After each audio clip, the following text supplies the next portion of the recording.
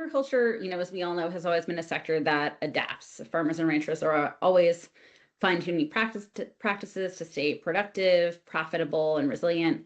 And because of that expertise, I think agriculture is really positioned to be part of the solution, as you mentioned up front, and make meaningful progress on goals that strengthen both farm operations and the natural systems that they rely on.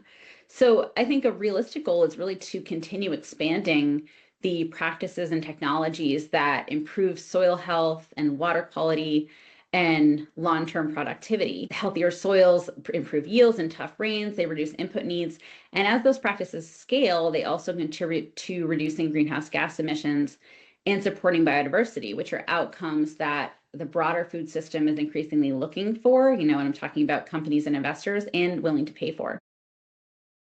I think there's also real opportunity in accelerating innovation that supports both operational performance. So, as a complement to the practices that we already see rolling out on the ground, there are advances in nutrient management and things like feed additives and manure technologies, and precision ag tools that can help lower emissions and improve efficiency and reduce costs over time. When you think about our members and farmers and ranchers that are listening to this right now, in what ways can they be involved?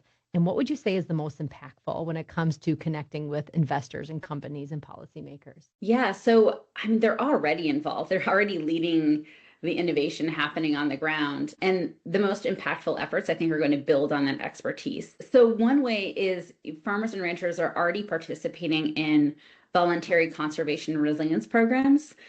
Some of these, may be through the federal government. Some are developed with supply chain partners that help test new practices or lower input costs and strengthen long-term productivity.